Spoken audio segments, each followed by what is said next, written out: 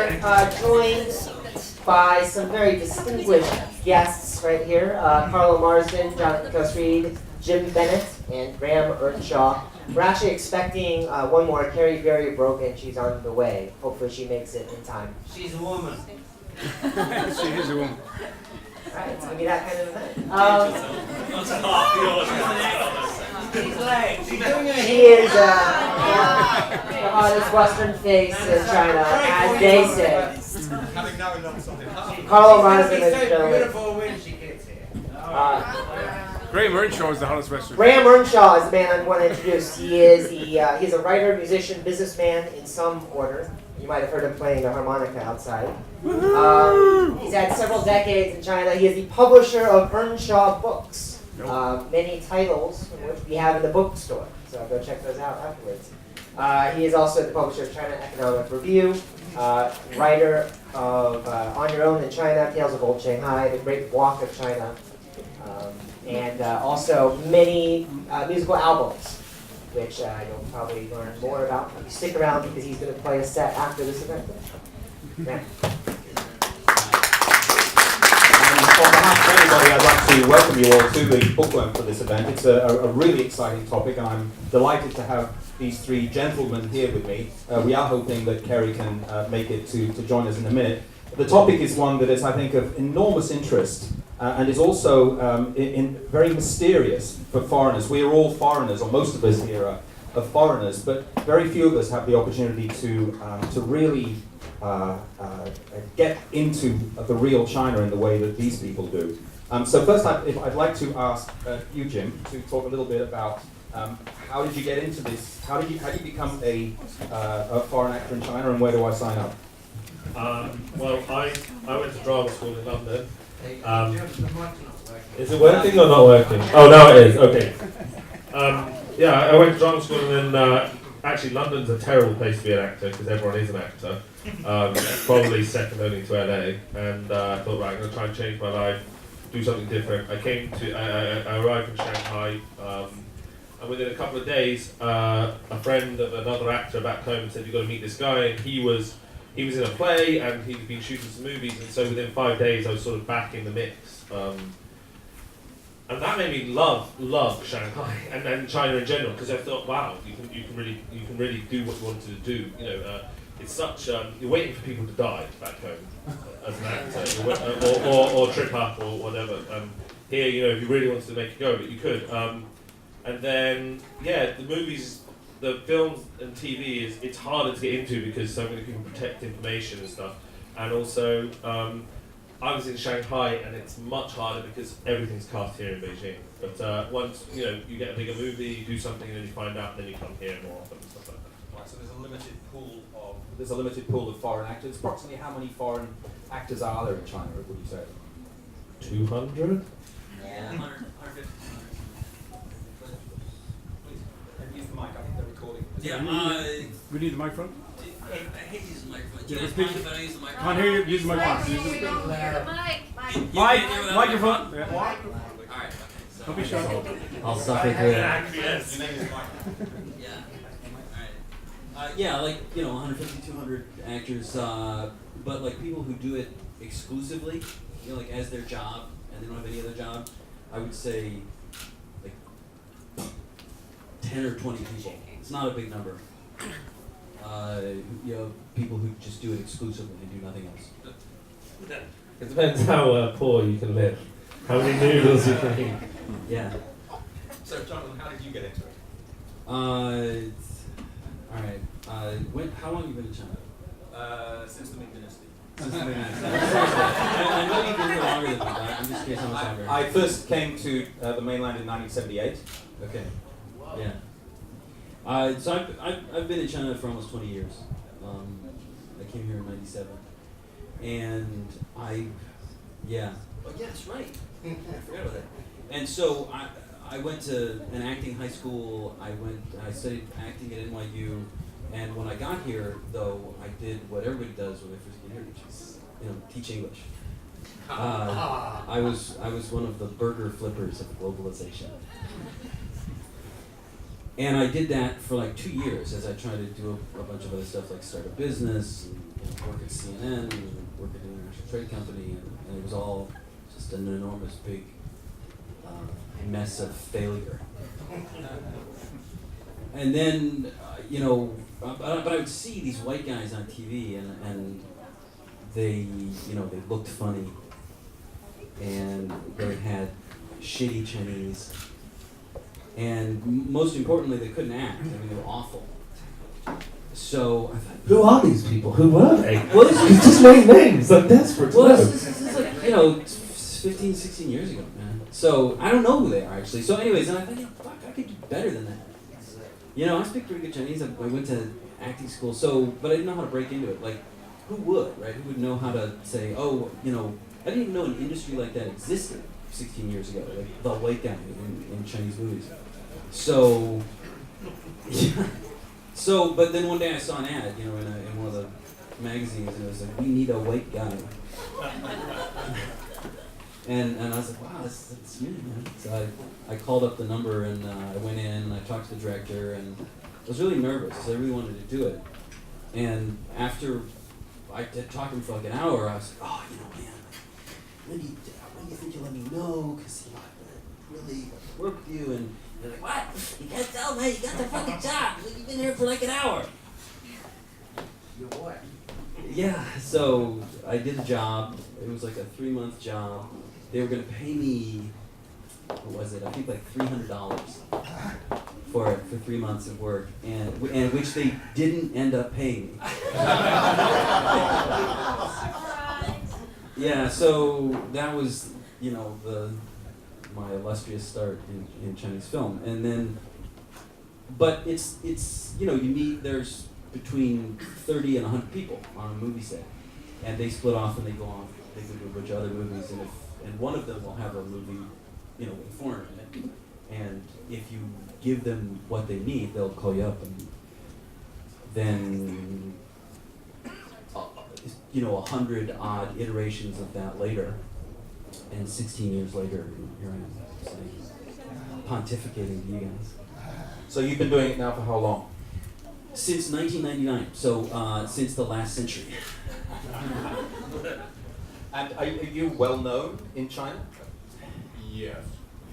Yeah, he is very well known. He is well known. Yeah, if you talk to Chinese people, like, Cao Cao? Yeah. Like, oh, yeah. Everyone knows Chow Chow. When He's not going to say it himself, is he? when you walk down the street, do people want to do selfies with you? Sometimes, yeah. I can testify. I was with him, and people would come up on their bicycle. Can I take a picture? Can I have my daughter be in a picture with you? Because he does very Chinese shows. Well, the latest ones. I apologise, I've never heard of you. It's okay. That's a difficult question to answer, actually. Like, Chinese TV.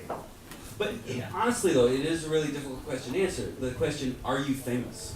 Right? Because on some level, the answer is implicit in the question. You don't have to ask George Clooney if he's famous. And there are places in the world that have never heard of Brad Pitt. Yeah, but not so many. But so it's it took me a long time to figure out how to answer that question. Like, because you don't want to say like no, not at all, because that's it's not in fact true, right? But at the same time, people say, are you famous? And you don't want to be like, yeah, dude, oh my god, fucking so famous. He's drunk. Because you sound like a dick, But right? this guy. So how do you answer it? I heard about this guy, fuck, I don't know how long ago, but he is the man, right? Like for a foreign actor in China that's been kicking ass in different roles for so long, right? Like you and Carl, there's no there's. How do you answer the question, John? It actually, the way I answer it is in this exact super long-winded way. Oh, I see. Yeah, so. Let's move on. Carlo, you've been here in China for a long time. I think as you were indicating, about as long as Jonathan. How long have you been in the business, and what precisely do you do as a foreign actor? Bugger all. What do you? No, sorry. Your face is very familiar. I Yeah, think you do a lot of actually, ads, right? if you see like a bunch of billboards in the airport or on construction sites of some cheesy white guy with a wine glass. Old grey head. I can't swear, can I? Or can I swear? No. I'm that old grey. Yeah, like wine connoisseur, furniture maker, rich boss. I'm the TV. He looks way taller on the billboards as well. He walked in today and I was like, you're not the same guy. His face looks really tall. That's why I missed out on the last 2 Jackie Chan movies, you know, because I'm too fucking short. Oh, sorry. Being short, you know. But, yeah, I've been here a long time. I get work coming out my ears, just because of grey hair The handsome face. and my charisma. Oh, there you are. Sorry, I heard you're his girlfriend, but hey, look, he's gonna get boring. Anyway, so what was the other question? What kind of stuff do you usually do? Adverts? Sound like Adverts. Yeah, but they are boring as hell. Now I'm getting more into getting more into TV series, and film is the ultimate goal, of course, but TV series is the step up. I've had a couple of lead roles and a couple of gigs. I've got 5 TV shows coming out this year which are not released, and I had some good roles in them, so I mean, I'm early compared to these guys, you know. I'm the old TVC guy from a long time, but I'm looking. I do acting workshops every week or 2 times a week. I want to progress my acting and get better. Brilliant. You work 2 days a week instead of 5 days a week, like all of you guys. You know? It fucking rules. Oh, sorry. It beeping rules. Right. The reason why you can do this and make money and clearly have a lot of fun, Carlo, is because you're a white guy and you wear bright white with grey hair. So I'm interested in this question of to what extent is there a cliche? I notice, and I'm really glad that Kerry's not here, because I can say that every single member of the panel has a beard, facial hair. I'm making an assumption here with Kerry because I haven't actually met her. But what is it? Is this a part of the to do a foreign acting gig? You've got to have facial hair to prove you're a foreigner. Is that what it is? Yes. Yes. Hey, I shaved tonight. Honestly, I just shaved before I came here. But It's one of those things that This makes. is the shortest it can go because they don't want a bald face. But also they want you tall. Like, you can't be short Shut because that's not what Laowais are, and they want you with a... And Carla gets away with it, they put him on a box for In the photo terms shoot. of like the physical look, right? To be a guy, you need to have some facial hair. To be a girl, you need to be blonde. End of fucking story. So Or you you'll haven't get work. had a beard over the last 10 years? Well, yeah, actually, I mean, beards have only become fashionable recently again. Last 5 years. And but Here. yeah, but recently I used to play young guys. Here in Beijing. Because for each like age range, there's only like 2 or 3 guys who do it. Like there's the like 2 or 3 guys who do like the old, evil, ugly guy, and there's like 2 or 3 guys who do like the young, handsome business guy. And there's like, there's a couple other cliche characters that people do. And I used to play the younger, handsome guy, but now I'm older.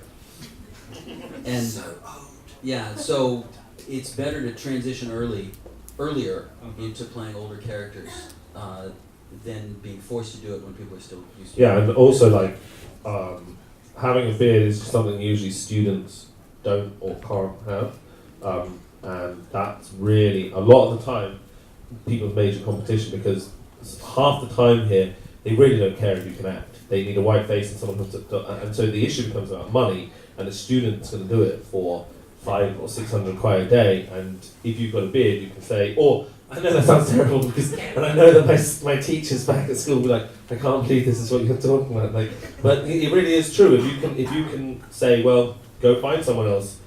This is my price, yada yada yada. But here, yeah, money is probably one of the biggest deciding factors on who gets jobs and how it's done. So what kind of cliche roles, oh no, that's the wrong question. What roles are foreigners chosen for? There's one role. Actually, I like to break it down into 5 roles. There are only 5 foreign roles. Here they are. The number 1 role that I play over and over again, again and again and again, is I play a rich white guy who comes to China and falls in love with a Chinese girl and pursues her for 15, 20 episodes, whatever it is. And she's torn, but in the end, she makes the right choice.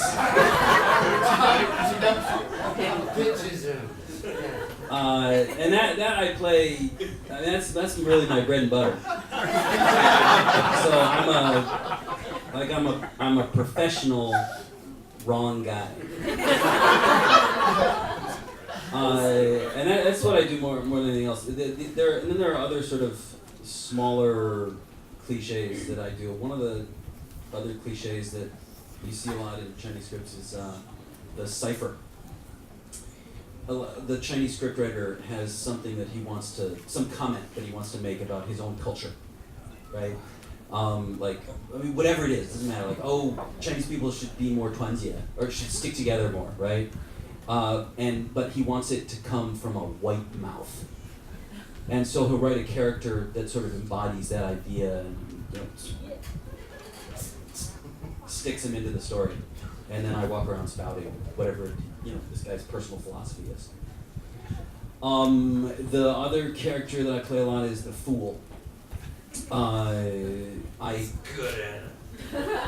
Well, it's a guy, an international person who comes to China and is disdainful. Looks at China and is like, man, China sucks.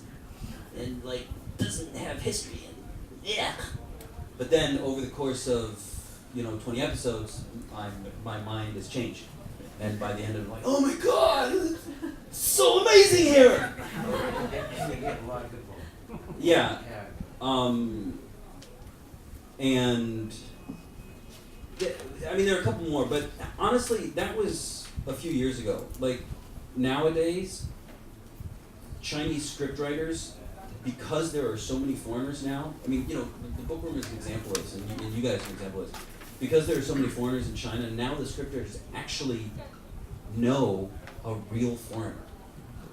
And so their whole idea of what foreigners are like doesn't come from growing pains, which is where it used to come from.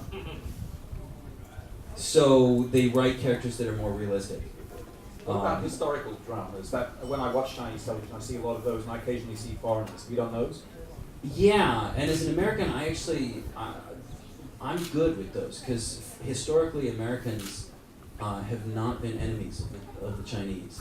British people, on the other hand. British people don't come off very well. Yeah. I just had a major role in a historical Hakka people traveling to the US. And I was, out of 150 foreigners, I was the only likable one to the Chinese.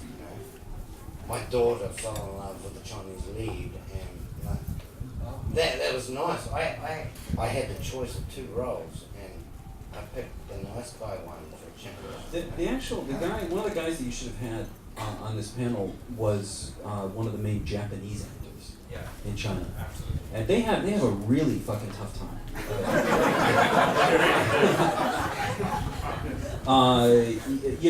For obvious reasons, which is why you're all laughing, right? Some of them are my friends, and I asked them. I was like, man, I would not fucking deal with that very well, doing your job, right? Being a crazy, insane, evil person in every show that I do, and they actually have an answer for it. I'll pretend that he was here. And, yes. There's this guy, Howar, who does this professionally, and I said, how do you deal with it, man? Being a crazy, insane asshole on screen all the time. And he said, well, that's a fair question. And the way I deal with it is the parts are going to be there, and if it were played by a Chinese person, then the Chinese person would probably make him even more evil and psychotic than the character required. And he said, so and he said, so what I do is, as a Japanese, I try to show, the Japanese side of it and imbue it with some of the characteristics that, I as a Japanese person am proud of. And actually, which makes it more real. And it's, that's a real question, right, that all of us on this panel face. Because there's a continuum from, probably the Japanese characters are the worst, right? All the way to the Americans usually get off really easy in the show. It might change though. They've just lifted the ban on making movies about Korea, right, the which is Korean not War. so great. I'm not happy about You're that. going to be the new Japanese. But and as an actor, as a minority actor, right? It's a question that you deal with all the time, and everybody deals with it in a different way. Yeah, because there's history, and then there's history as it's reflected on Chinese television, right? Have you ever been in a situation where you were uncomfortable with the script and the way in which the lines you were required to say? Or Jim or anybody? Me no, because I mean you got through 3 of your roles for foreigners, and I don't know if this is one of them, but I certainly have just played like the kind of best friend who's not as, or who follows the lead into battle. That's as the it were. next character. Yeah, you're kind of with them, but they're the leader. They're definitely the boss, and you're kind of like good one. You're Tonto to the Lone Ranger. You are, and actually that's probably the nicest one to be in. I'd say that's the nicest role to have because you're not going to be hated. Right. You're not up there to take a beating and whatever. But What's the 5th one though? But I just got a lead role. I just had a lead role in a TV series. I was the only nice white guy out of 200 of them. Have you had a situation, Jonathan, where you're the bad guy? Well, I had a choice. I picked the good guy. Well, good for you. Yeah, but well, just for once. Typecasting. I like being the bad guy. I want to be the bad guy. But Captain Mike's right there. That was a bad guy role. I got offered his role. But, and I was American, but I'm not. I'm Canadian. Yeah, but in the show. So it's okay. More facial hair. Amazing. You're a bad guy. I'm the only Laowai in the whole show, apart from me and my daughter, that the Chinese are going to like. They're watching the show. They're going to love me. I take him the Chinese lead to be my student, and I train him up, and he falls in love with my daughter. It was. I had the choice out of 2. So I actually didn't do that show. I know why. Yeah. It was a. We all know. We won't talk about that. No, that's What? No. What? Why didn't you do that show? There was another show actually that I also didn't do. As an example of of minority actor line crossing. Yeah. I got this call when I was busy doing something else, and it was like, we're doing this show, and it's really awesome, and it's a major part, and we're buddies, we're friends, we're buddies, come do it. And I was busy, and I was like, yeah, okay, sure, yeah, okay. When? It's like, tomorrow! and I was like, all You're right. in bed, and I'm like, saying tomorrow. So I agreed to do it without actually reading the script or knowing even what the fuck the show was about. Yeah. So I that morning I was like, oh fuck, I better look at the script before I go to set.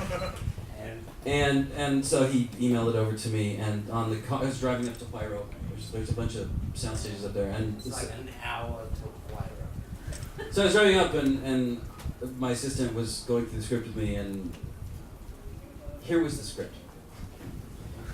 It was something like, Mike, the American corporal, is driving down the crowded street of Shanghai, crazily.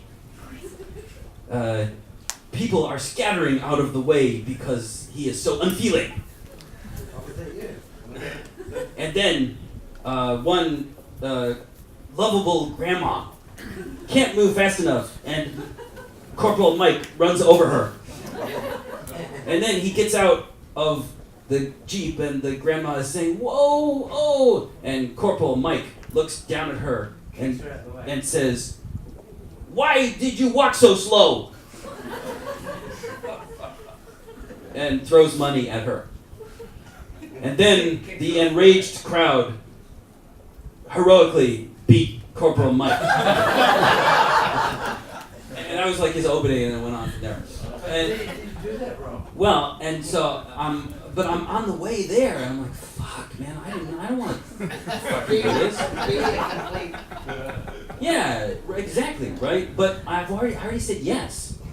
You know, without reading the script. Yeah, you should always read the script before you get a bloody offer. Yeah, so I arrive up there, and I'm in a really pissy mood because I don't want to do it, and I'm trying to think how to get out of it, which is not easy because I'm already up there. They're supposed to shoot me in like half an hour. And so they send me into wardrobe. Wardrobe's fine. They send me into hair and makeup, and the makeup girl says, "Oh yeah, we gotta cut your hair. It's too long." Whoa. I said, "Oh, no, you can't cut my hair." Well, was it a one-day job, like 2 days? I was a couple days. I don't remember. How many days? It was a couple But that days. makes a difference. It was like a month Of work, yeah. Yeah. Well, if it's a month in a row, but they wouldn't call me than they did the day before. Anyway, so I said, "No, you can't cut my hair." Seeing a faint glimmer of hope. And they trundle off to the director and to ask him, and they came back and they said, "You have to cut your hair." The director says, "You have to." I said, "I really can't, because for some other random excuse." And finally, the director came and he said, "Tao, if you don't cut your hair, we can't use you."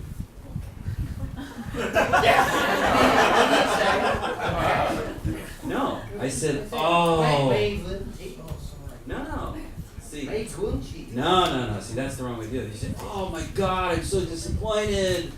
I really wanted to do it. Oh, I've lost the opportunity. I'm so sorry." Okay, fuck off. So that's how I got out of it. Now, no, I didn't fucking do it. So anyways, I got out of it, right? I didn't have to do it. But, did I do something good? Right? Not really, honestly. Because, somebody did it. Probably a Russian did it. Who, like, how R says, would "Oh, really? Wow, I get to play an evil American." And he would do it even worse. Yeah, let's shave the head. Yeah, and so the end result is no better, right? The end result is probably even worse. But again, like as a minority actor, you draw a line sort of in the sand. It gets shifted around a little bit sometimes, but my line, that was over my line, so I didn't do it. And so I'm. But you didn't. So the result is worse, but I'm not personally responsible for it. But you didn't stand up and say no, like you found almost like a Chinese way of I getting out found of like it. a sneaky, cowardly way to get out of it. No, you found like a well-oiled way out, as opposed to I refuse. Cave boy, jellied way out. But the point you're making, which is, and the point that the Japanese was making is, maybe it's better if I do it and just dilute the impact somewhat. Is an interesting one. Jim, would you do the same if you were in that situation? I have this thing with moral high ground here. Like what should you do and what shouldn't you do? I really draw my line at animals. I'll do anything if it's with. We got soaked on a shoot once, and I had a part. Hey, we're not talking about porn. Yeah. I Lowest common denominator, Carl over. They soaked us with this water tower. We were at this water tower. They soaked us with water out of one of the stinking green canals. I was like, and they just didn't change me. And this was at 7 a.m, and we shot till 1 the next morning. I didn't complain. I wasn't like, this is inhumane. And all the extras were freezing. I was allowed to go to a warm room, but we were in the desert on the back of horses for another thing. And we weren't mentioned.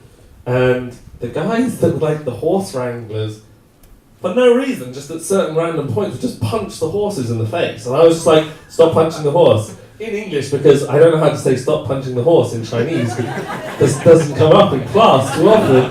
And I was like, stop. But they did know the word fuck. And I was like, stop, or I'm going to fucking drop kick you, I said. And sure enough, they just, for no reason, do the horse. Anyway, I just started screaming at these guys.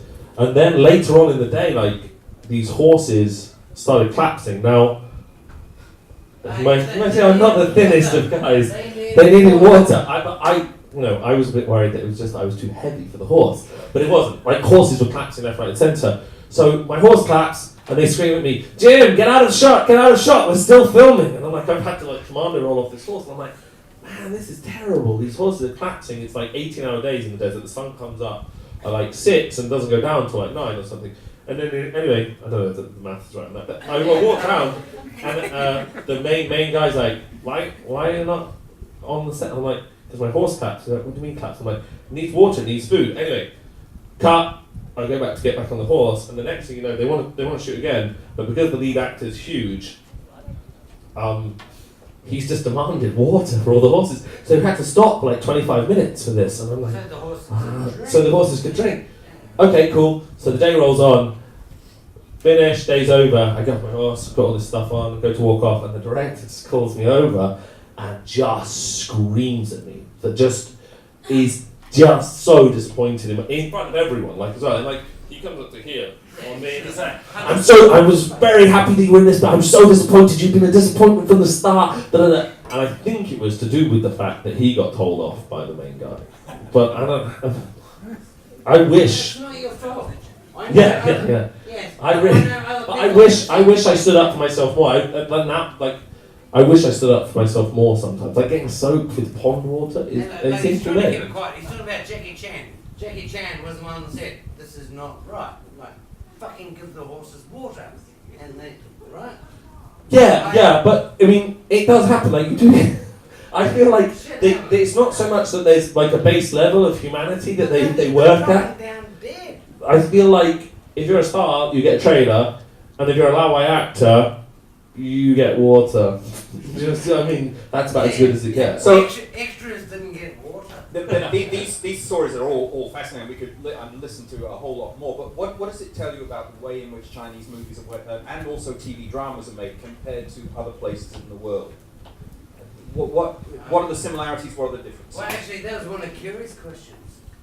Well, she's not. But she doesn't have to be here. I think I don't know, when you speak to a lot of American actors who come over, they're all based in the union, you know, especially if they're at a certain level. And the union in America, not in England, it's actually pretty pathetic in England. But LA. But it's hugely powerful, and the money that you get, you could work, you know, because basically what they account for is the fact that you're not going to be working every day as an actor. You can't.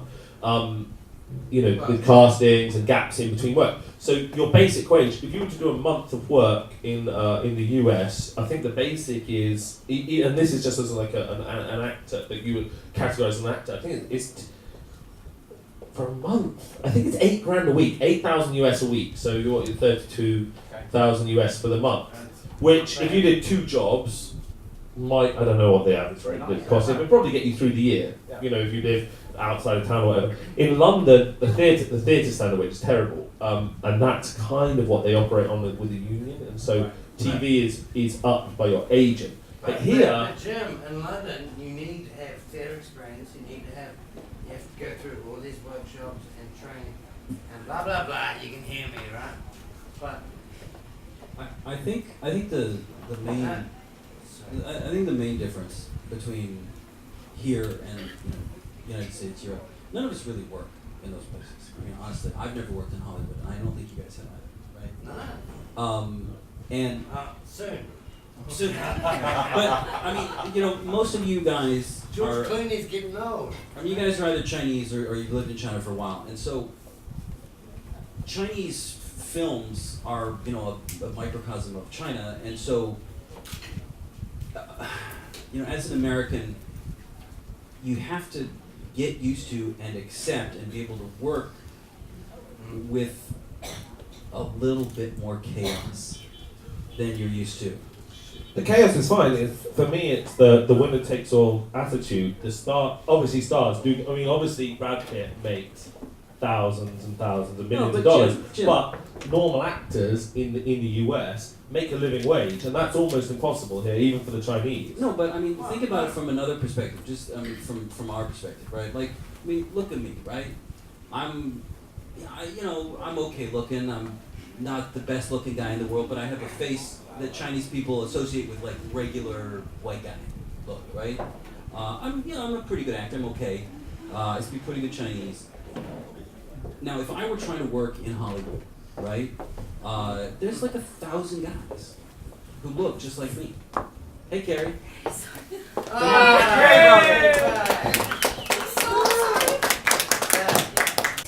I just got off the plane and then there was terrible traffic and they added the scene, so I did my hair like in the car and anyway, here I am. Welcome.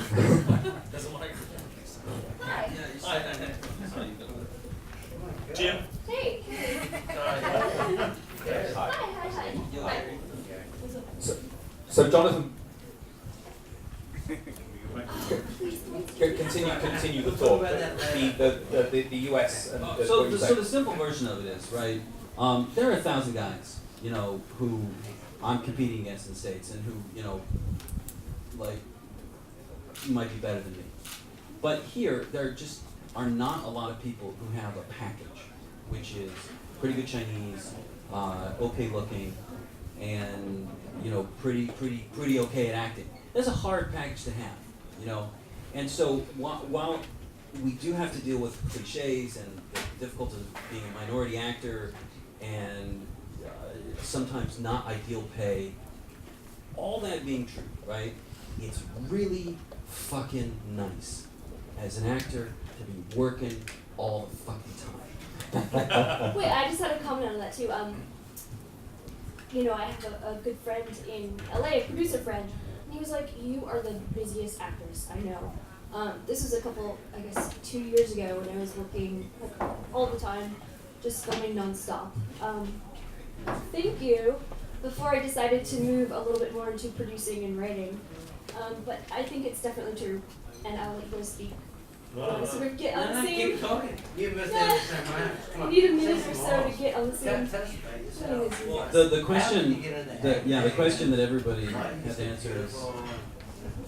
You finish here. I'm done. The question that he asked, which everybody answered, was how did you get in here? Right. So Kerry, could you China. how did you get into the foreign actor world of China? I'm sorry, Carrie. You can take it out of me later. Sure. How many beers have you had? I had a couple of beers. No, before you Just a couple. Just a couple. So I grew up in Newton, Massachusetts, and my high school had an exchange program with a high school in Beijing. And I've always really loved languages and culture, and I'm a very curious person, and I like adventure, so I decided to be part of the exchange program when I was in high school. And I've been acting since I was about 11, just doing theater as a hobby. And I thought, geez, do I want to go into politics and something more along the lines of US-China relations, or do I want to be an artist? And I thought, neither is really fulfilling enough. And then there was an assistant director who said, you really should go to the Central Academy of Drama for a semester and come here and be an actor. And I was like, that is just absolutely crazy. But even then, which was many, many years ago now, I came here first when I was 16, although I went to school in New York, went to Bard College. But at that time, he said this whole thing about the package. He said, you speak Mandarin, and you have the right look, and you have the acting experience. So I thought, wow, I really don't know if that's going to work, but if it did, that'd be pretty fucking cool. So I'm going to try it. And I did. And one thing led to the next, and then many years later, about 60, 70 shows, movies later, and a wild adventure. Here I am. So how busy, Kicking ass. Kerry? How busy are you? What kind of a schedule do you currently have? Well, I want to say something here, whereas I've taken a little bit of a shift in my career recently, just because, I was doing this for a long time. and I was working non-stop, like sometimes 3 shows at a time, and living out of a hotel and going to these really wild places in the middle of nowhere in China, and some of those big cities in Singapore and all that kind of stuff. And I love it, and I still love it, and I loved it as much then as I do now, but but I wanted to sort of bring it up to the next level, because I feel like as Westerners here, we also have some sort of responsibility to raise the bar for where we are, for ourselves, for where we are in the industry. And I think we certainly worked really hard to do that, again for ourselves, but also for who we are in the industry here. And I feel like we've reached that level as actors, and now that the industry is growing, and there's a lot of collaboration between Hollywood and China, there needs to be more. And so I'm trying to take it from a different angle, from a producing angle and a writing angle. So I've been doing that a lot in the last year and a half. Before that, I was working all the time, like I said, just flying around. But I also like to travel a little bit, so I would travel in between shoots to Malaysia or something with my girlfriend from America. I try to keep in touch with who I am and who I have been from growing up, and to keep true to myself as an American, and not get totally lost in the world that is here, which is very overwhelming and really can take you over sometimes if you let it. But other than that, and I MC as well. Okay. For corporate events, and I also started my own company. I have a studio, and so I'm quite busy now. So using the acting as a platform, a launching pad for other stuff. Yes, and then I'm also the film ambassador for Film Auckland, New Zealand, and the Goodwill ambassador for the Flying Tigers, which is my charity work for the Flying Tigers Historical Organization. Yeah. So Jonathan, what about you? My sense is that you're probably one of the busiest foreign actors in China. Is that correct? No. It was just close to like. Him and James. Close to. James Guy's not here. James Guy's pretty busy, isn't he? So what is a normal week or month for you in terms of production? Well, how many days a week do you work? I mean, it's very concentrated, right? So, sometimes you work every day for 2 months, 3 months, and then you have, a month off. But I would say, realistically, I work, I don't know, 100 to 150 days a year. Wow. Here's What's that per month? Sorry. 15 days. Carlo, I think you should have another beer. When do you have mine? So we in a group that we have, we came up with a sort of average, and really the most you could hope to work a year as an actor. We reckon as an average, not Tao Tao but James Guy works a lot. But a really good year would be 100 days. Wow. Okay. But here's the thing, though: you're always working. But paid days. Obviously, the other days going to things and paying for taxis, that's work. But I reckon, I mean, if you were to go over 100, you'd be really, really happy. I mean, last year I did 70 and was like, that's pretty good. I was pretty happy with that. And that was, I took a 2-month vacation in Europe and stuff like this. I think 100 days at the rate that you feel happy with, you'd probably be okay. I mean, if you did 150, you must be pretty stoked. Pretty fucking tired. Yeah. Tired. Well, here's the Are you curious about not just how much we work, but sort of like the plots of the shows that we do? We are. Just one more comment though on Yes. as a foreign actor here, you have to play. Sometimes you play the lead, and sometimes you play like this character I was just playing this week. It's like just now, yesterday, and this morning is 2 days this week, and then it's like 3 days in 3 weeks, and so you have to juggle 3 shows at once. And I'll tell you, Chinese productions are not good at scheduling. So you really have to kiss ass, and you have to be friends with everybody, and you have to know how to talk to people and make schedules work. And then this production talk to that production and let that them figure. no, it doesn't work. Well, it helps. It's not very effective.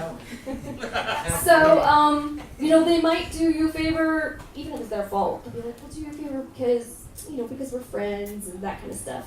So it does get very hard to juggle that many days, and that's probably why. Otherwise, you could work more than that. Yeah. Jonathan, I want to get back to crazy plots in a sec, but first of all, I'd like to pick up on what you were saying, Jim, about unions. Is there a foreign actors union? We don't like. No. No, there is no. You know why there isn't one? Because unions are illegal in China. So no, there isn't one. Oh, I see. Because that would be completely illegal. Understood. But there might be. Well, let's go straight on. There might be a group of people that share information with each other and decide not to work for less than a certain amount of money, a and bunch of people that stick together and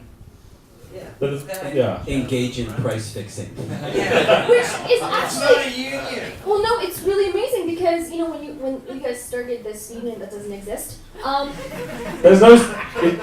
Unions are illegal in China. right? So when you started your little party It's a club, WeChat group. it was really amazing to watch. Don't tell them what happens. Because when can you like I shut didn't up for a start it. second? Just kidding. Sorry. When we started, that did not exist, and we were very, very close, and we worked really closely together to sort of watch, keep an eye on each other and watch out for each other. But it was kind of lonely sometimes. It was like, oh my God, nobody knows what's going on here, and there's no way to explain to anybody, and you just have to figure it out for yourself, which is actually kind of what I liked about it. I liked the challenge. You were the shit.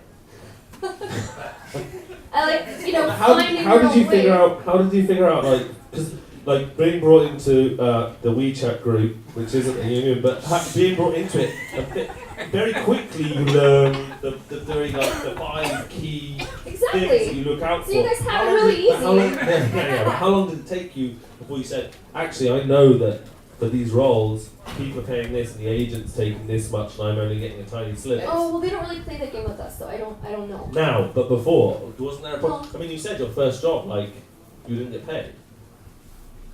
How long before you actually got paid? Like on my 4th job. I got paid my first job. And then there are the Russians. How do the Russians fit into this equation? They've been mentioned By the several way, times. just so you know, that the Russians genuinely are as Are there any Russians here? We need to know. But Russians genuinely are the best actors in the world as a whole.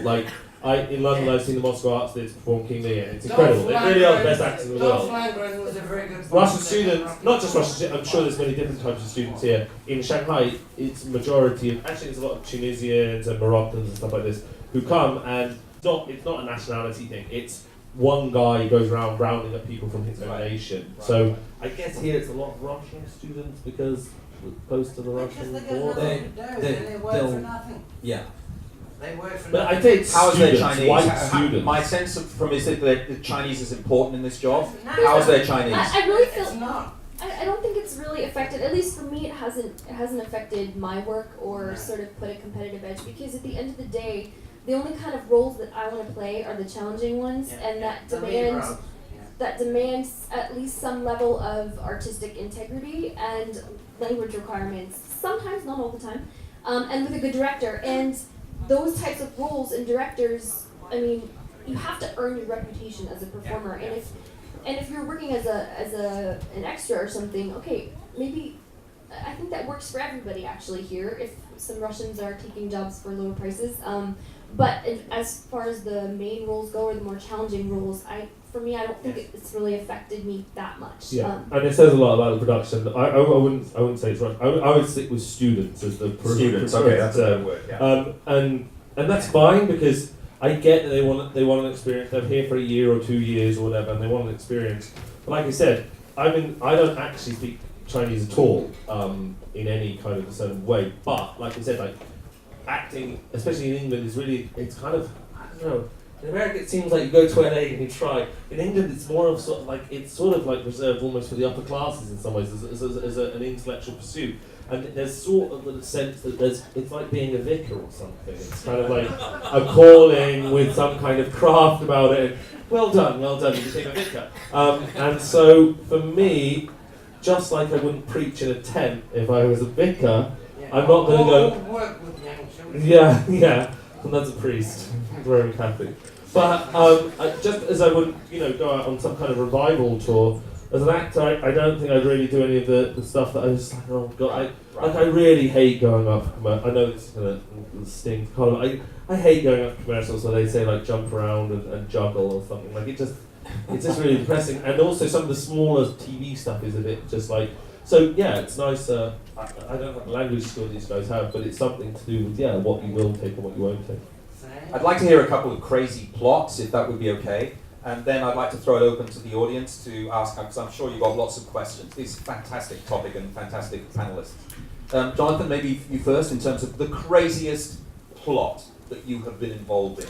In Chinese film and Please tell TV. the fish one when you did all the fish makeup. Hey, bring up. The fish makeup. The fish one is not the craziest one. I think. You mean the mermaid one? Yeah. I think the craziest one Crazy was director. the Oh crazy my director. god. That was amazing. Carrie and I, whatever it was, I don't know, a couple of years ago, we did this movie. We did a B sci-fi movie in China before sci-fi existed. Okay, but Were you mermaid? no. The plot. The plot. So, I was like, whatever it was, 5 years ago or something. We did this crappy science fiction movie.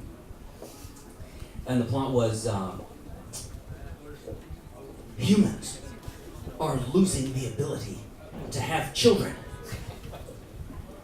A group of commando scientists is called in to solve the problem, but they can't. They didn't bring in John. And then the aliens land.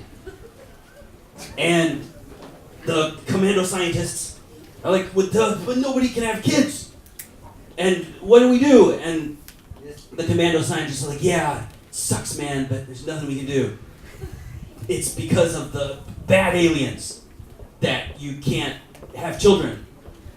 And they're in the past, in caveman times. And they're vampires too. And so we're like, oh man, what do we do? And they're like, nah, it's nothing. Sucks to be you. And then, and then they're like, well, okay, there is one thing we can do. We can lend you our time machine. So the commando scientists get in the time machine, go back to caveman times, and fight the caveman vampire aliens who are biting us, and we turn into aliens too, vampires, right? We turn into vampires. And but with the cavemen. But they're cavemen, so they don't have like guns and shit, and we do, and we fucking blow them away, and burn the asteroid that the virus came on. The end.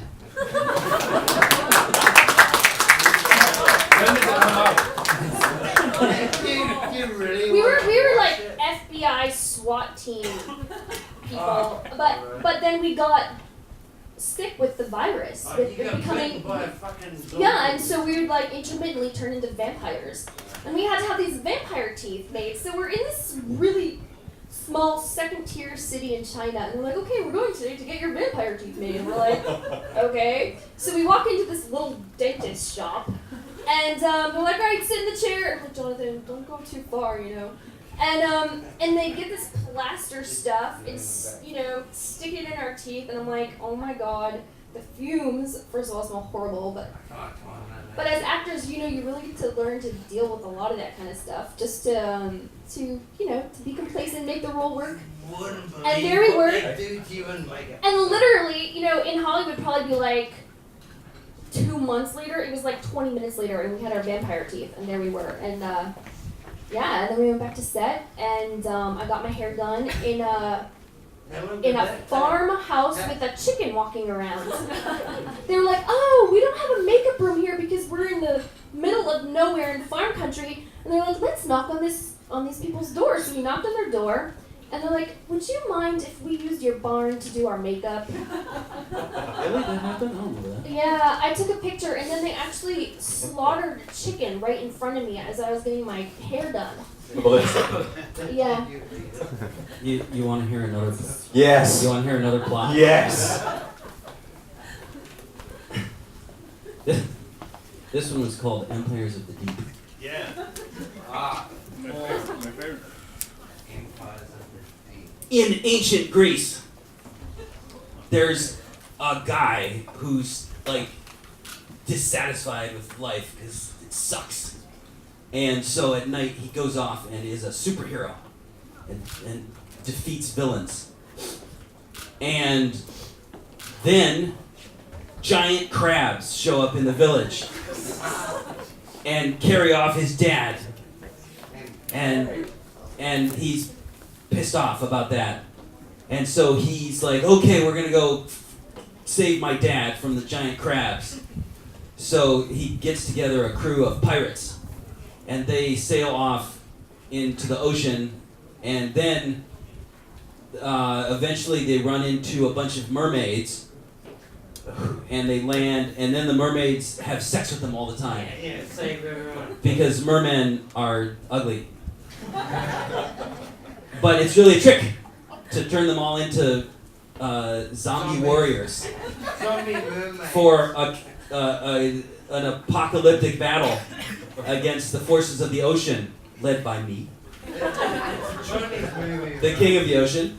And then it turns out that the guy who was a superhero is in fact the biggest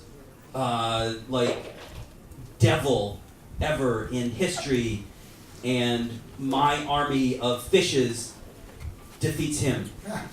The end. But do you watch the TV dramas and the films that you're in afterwards? The final cut in the cinema. When you want to answer that? Are we ready to move on? Okay, sure. I don't have that much time. Like, who has time to watch like hours and hours and hours of Chinese television? I don't know. That's a good question though, and it comes to like what it's like being an actor. When I was a kid and I would watch actors get interviewed on TV because I wanted to be one. Inside the Actors Studio is a good fucking show to watch. Well, yeah, exactly. And so, and all the Very actors, much, the LA one. the Brilliant. the interviewer would say, what did you think of that amazing film that you did? And the actor would be like, Yeah, why can't I smoke? he'd be like, I didn't watch it.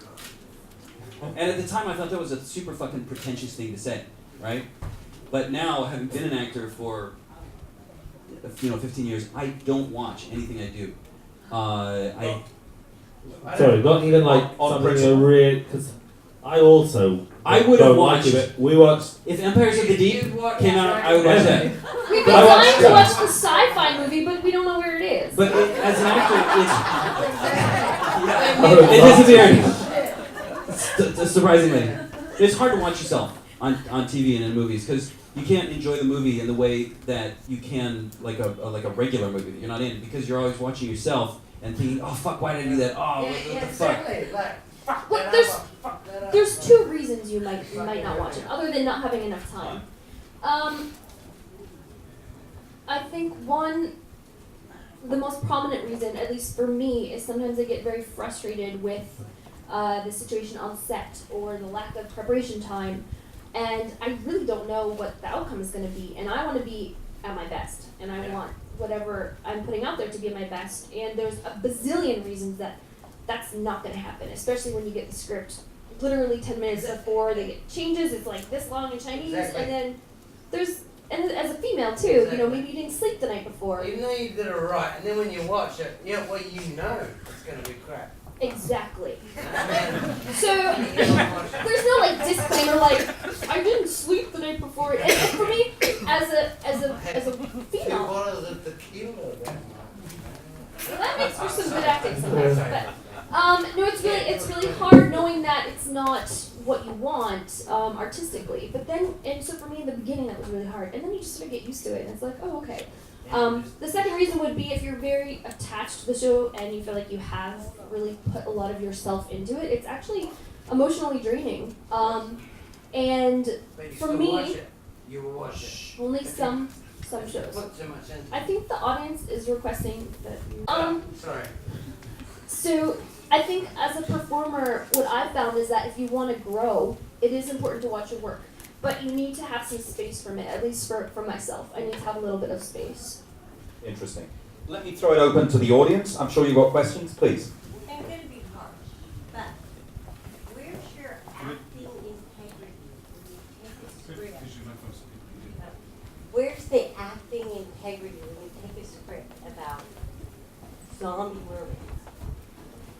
Well, scripts about zombie mermaids are awesome. Yeah. But I understand your my question. I understand what you mean. Yeah. Okay. But the chick's half naked.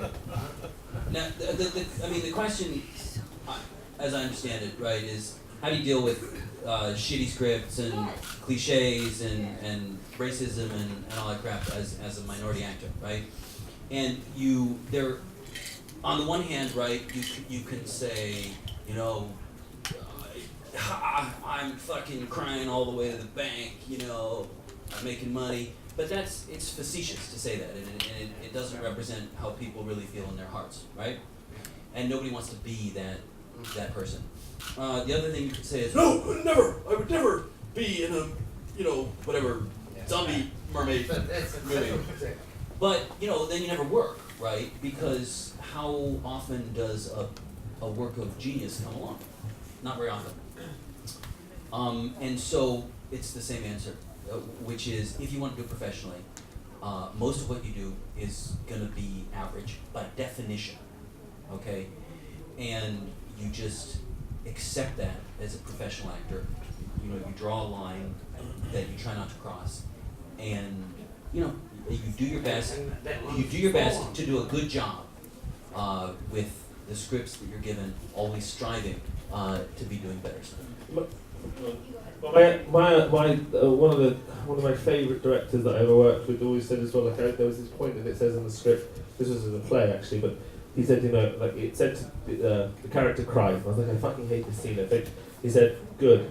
The thing that you hate is the thing you have to learn to love, because it does, yeah, of course, doing Chekhov is way better than doing Chinese TV, but find the thing that you hate the most and work a way to love it, like work a way to make something of it. Like Jonathan was saying about the Japanese actors who say, if I don't do it, someone else isn't going to find the thing that they need in it. For me, yeah, I mean, I way prefer theatre as a thing, because usually the writer spent 2 years in it, not 2 months, you know. But there's always something that you can find to love in it, and usually that's the thing that you hate immediately. And if you can work that bit, you can make the rest of it okay. And you're right, acting integrity is a part of it, but some of us don't have those choices that Sean Penn has. And if you can find in the depths of like the horridness and the cheapness of it, something that you can work, then you've probably done an okay. I mean, Jonathan calls it average, most of it's average. Yeah, but you've probably done a better job than actually the audience realises if it's not just absolutely laughable. I sort of have a very different perspective on that. And the way I see it is the whole prospect of being a performer or an actor, Western actor here in the entertainment industry exists on a plane of its own. And I see it for myself, it's a personal journey. It's a growing and learning experience. And it's a learning experience for myself. It's a learning experience for me as an artist. You have to encounter a numerous variety of very challenging situations, and you have to learn to overcome them and still be a team player and deliver and do an okay job, as we're talking about. And for me, it's also a learning experience about learning about Chinese culture, about society here, and it's also about being a part of these projects that audiences watch. It goes back to my first statement was, am I going to be an artist or am I going to do something like US-China relations?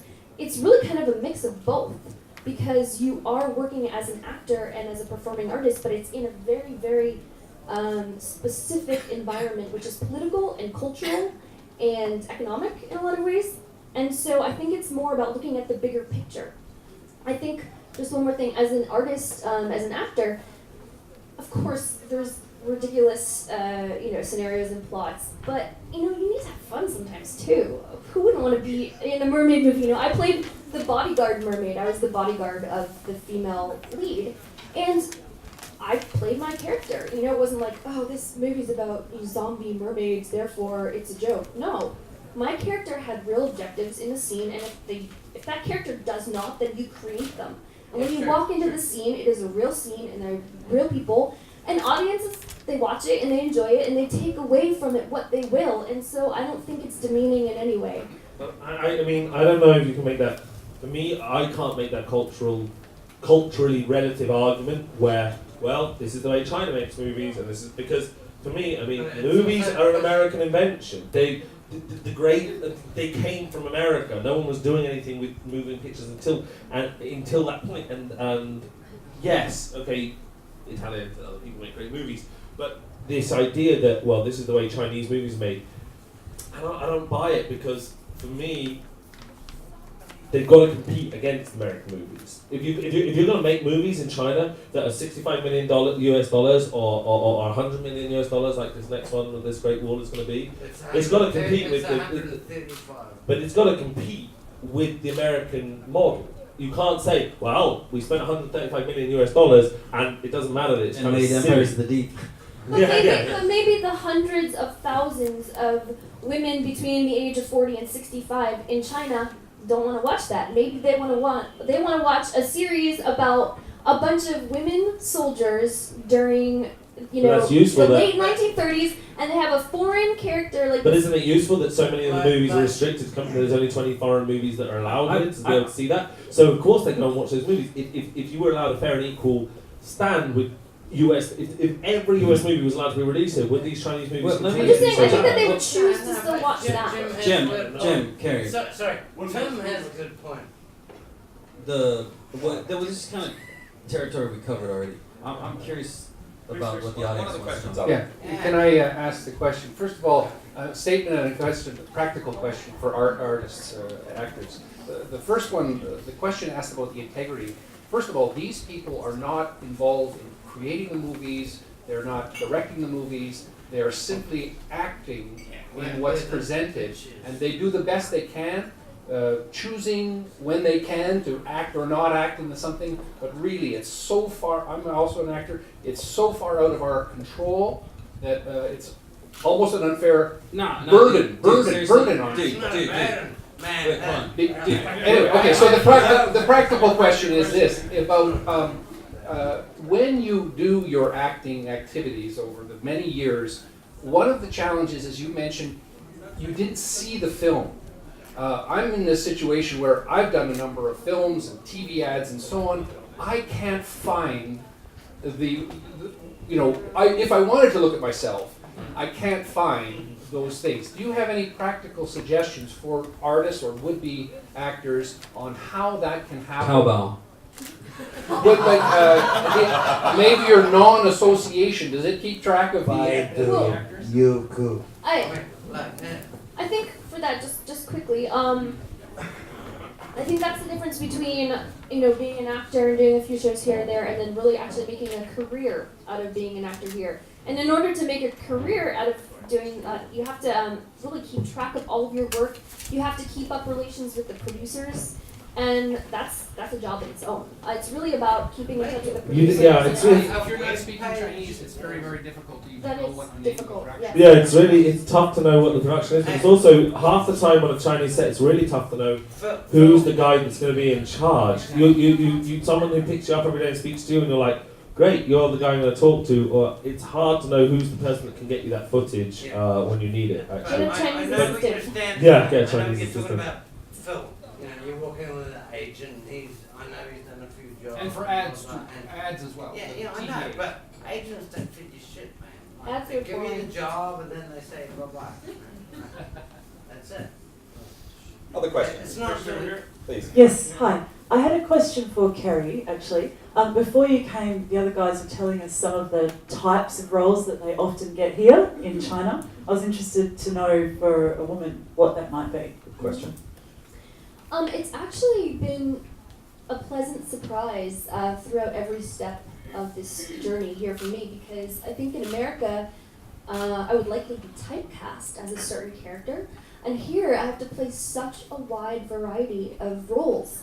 So, like American girl next door, college girl kind of thing, to Russian princess in the Ming Dynasty, to Portuguese merchant lady in the Tang Dynasty when trade just began between China and the West, to, mermaid bodyguard, French nuclear scientist. The character I'm playing now, which is a businesswoman and sort of helping to open up,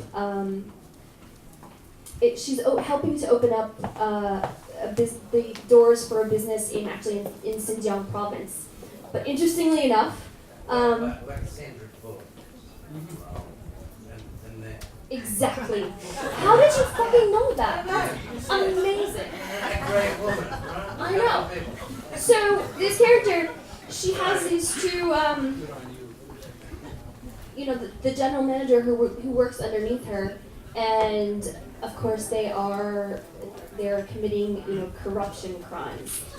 So I'm sort of covering two topics in this because I know we're running out of time, but I found this so fascinating because what I find about the female characters that I play, as opposed to a lot of the characters that the guy friends that I have, the female character is often put in the messenger role. So she delivers a message that maybe the Chinese female characters can't, or maybe the Chinese characters just in general can't.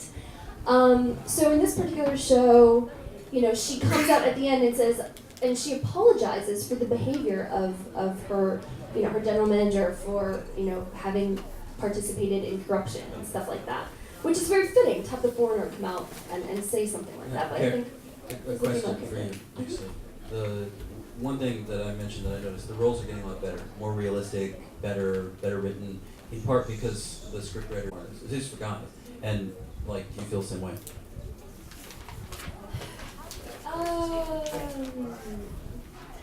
I actually don't feel that way about the roles. I feel that way about the shows in general.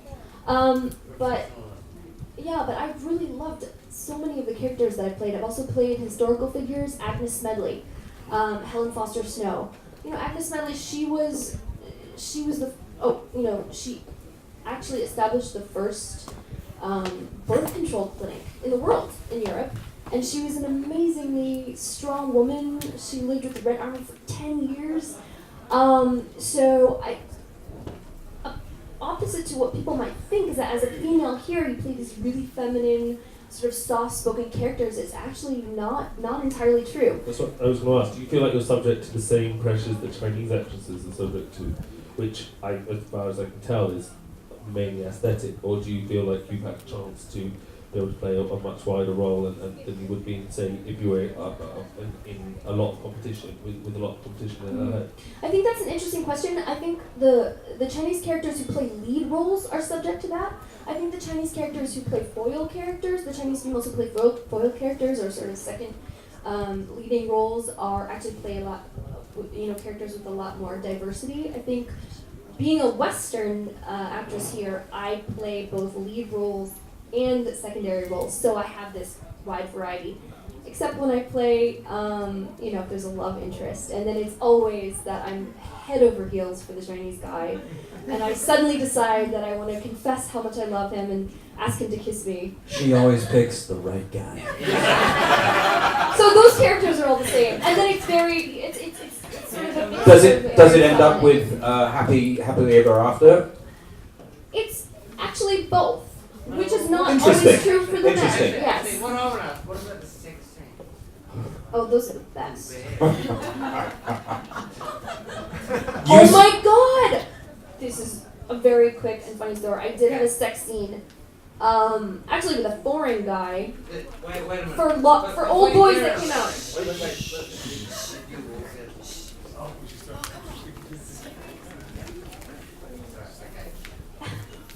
That's for me to know, and you to never find out.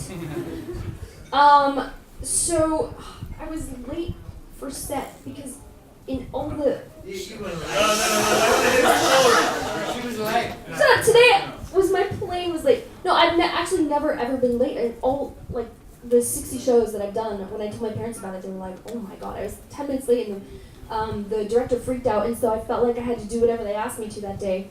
And there was a sex scene, and there was a close-up, and I had to have sex on this wooden box. Anyway, sorry, that's a story for another day. But that was with a foreigner. So I don't think that if it was a Chinese male, it would have been such a crazy sex scene. Jonathan was indicating that when there is a love interest between him and a Chinese girl, that in the end the Chinese girl always decides not to take you. Is that correct? Almost always. Yeah. Almost always. But there's no set I mean, do I really have to answer that question? It No. comes down to no. I'm saying everybody knows the answer. It comes down to cultural domination. Everybody in America wants to see the guy with the Chinese girl, and everybody in China wants to see the Chinese guy with the Western girl. And- It's about cultural And most of the domination. writers, It really and is. most of the writers are dudes. And the issue of cultural cliches is not just Chinese, is it? It's global and Hollywood. Is that the point you're I don't making? think that's a cliche. I think it's like I said. It's like domination. It's more of like a dream or something like that. It's like what they hope for. Absolutely. But in real life, how many Western women do you see with Chinese men? Not very many. So if they're trying to, I guess, highlight a certain feature of the Chinese character, then they will bring in the Western female Yes. to highlight that. Although in the era of Agnes Smedley, it was exactly the other way around. It was 80% Chinese men and 20% Chinese, the Western men. And any other question here? Thanks a lot. I have two questions. First is like what kind of agents do you work with, and second, what's your opinion about Chinese American co-productions, like past, present, and future? Agents? I'll start with that. They're not agents, they're liars. They're liars and thieves mostly. That sounds terrible, these guys. But mostly, anyone that doesn't tell you the money that they're giving you is not acting, and the very definition of agency is that they act on your behalf with your interests, which is not true. They're more a function of the production, and mainly the casting director who wants as big a kickback as they can get. They want to go for hot part at the end of the production and get a big hongbao back. So you try, if you can, to go direct to production, or you try and work with someone that you feel like you can leverage them a bit more into giving you a bit more money. But like I interned and worked for a big agency in the UK called Hamilton Hiddell, who manage massive people. But the way it works there is, they have a scale. If you do theatre, they take 10% because it's less paid. But if you do a commercial, which is only a couple of days but millions of dollars, they'll take 25%. But they tell you this, and they show you what you earn, and then they take their cut. Or if you're a really big actor, they charge separate to the production, to the company, their take. Here, you have, maybe these guys are different because they've been in it longer, but like at my level, you have no idea what they could be paying for you per day. No idea at all. And you have to negotiate with the agent, and then they will negotiate. Not really negotiate, they basically come up with some convoluted plan between them and the casting director, and they split probably way more. I have no idea what the money is, but the interesting thing mathematically to think about it is lots of people justify it by saying, well, I'm okay with, as long as I get what I want, then I'm okay with the agent earning whatever they want. But if I earn $1 and the agent earns $1, that is not 50%, as a lot of people think. That's not. That's 100%. Because if I had no idea what they were earning. So for me, it's kind of a big deal because I did work in an agency in London, like I said, and I feel like transparent. It's not can you say it's stealing? Transparency would be nice, somewhere along. So to answer your question, the kind of agent that I would like to work with would be a transparent one. The one that I do work with, preferably, is not working with one at all. Honestly, that's a big topic, and we could probably, comment on it for days. I'll just comment on a different aspect of it. I certainly have never really been totally satisfied with any agent or potential manager that I've come across. There are a few that I trust, and I've always had actually really good experiences with agents here. Until recently, the market did change about 2 years ago, and it was something I didn't want to be a part of. But there are agents for Chinese actors that are getting more and more professional as far as agents go, and I had opportunities to sign with those agencies, and I still chose not to because I felt they really didn't understand how foreigners work in the market here. And so you kind of have to be your own leader and make your own decisions, and that's kind of the exciting part. It's a free market. It's a free market, and you gotta, fight your own way, make your own path. That's the way it works. Jonathan, do you negotiate directly? No, I don't. I mean, I've been doing it for a long time, so I've like all of the agent business models, I've gone through them. But, I mean, the simple answer to your question, right, is like it is in all agent markets.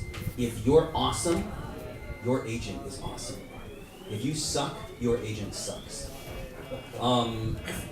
Both because, like, if you suck, you can't get a good agent, but also, how much you. But if you've also you got 10 agents trying to. Yeah. But really, the key to success being an actor is going on set and being fucking great every time, day in and day out, nailing it. And if you do that, people will call you, and your agent can be a scumbag, and it doesn't matter because people want you, and they will make you better deals, and they'll be more transparent with you. And so people focus, a lot of the foreign actor community focuses, the fucking agents, they're such dicks, this, that, right?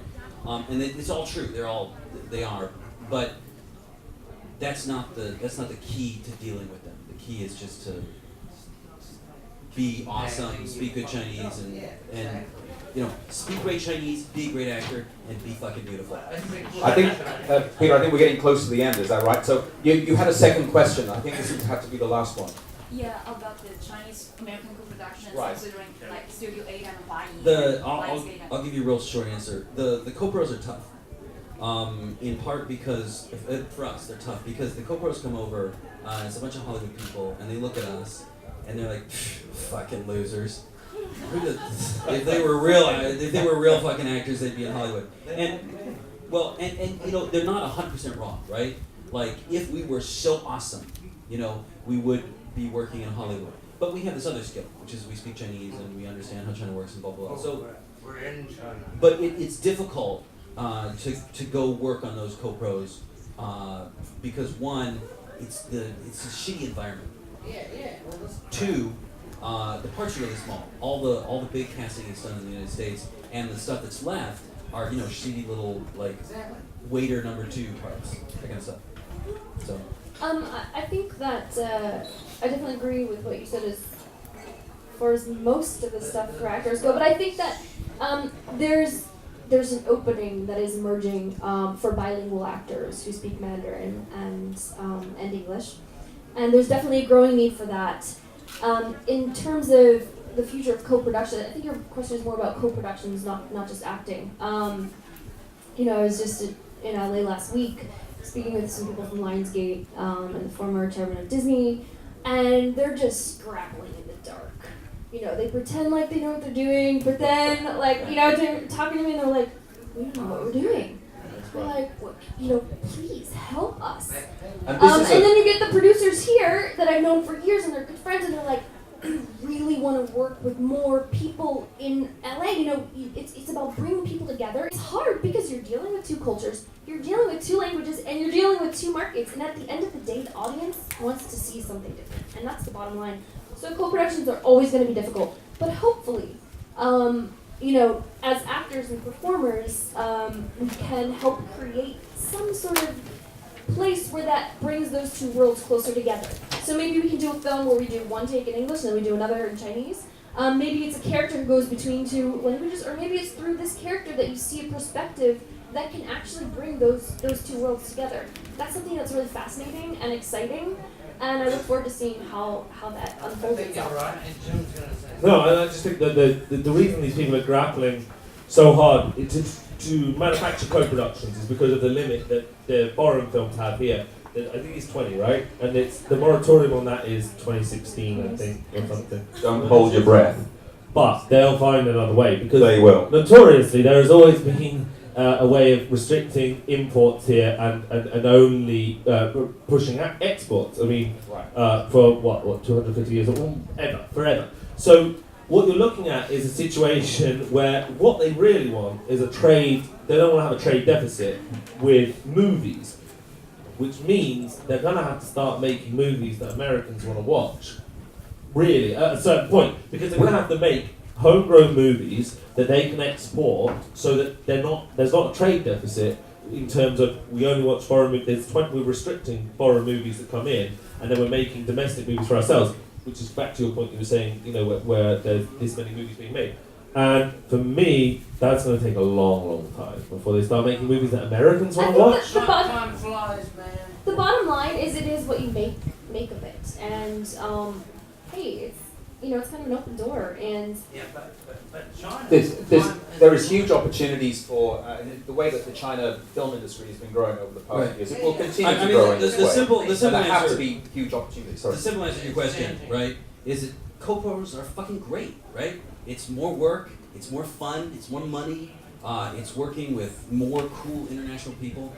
But just what Carrie means is getting fucking Hollywood people and Chinese film people to work together smoothly is fucking god. but at the end of the day, I think it's very possible, and it's all about content. It's about content. It's about finding the content that. And it's going to take another 50 years. That is possible.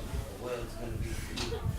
This has been an amazing panel, and I really enjoyed it. Please, a round of applause for our panelists.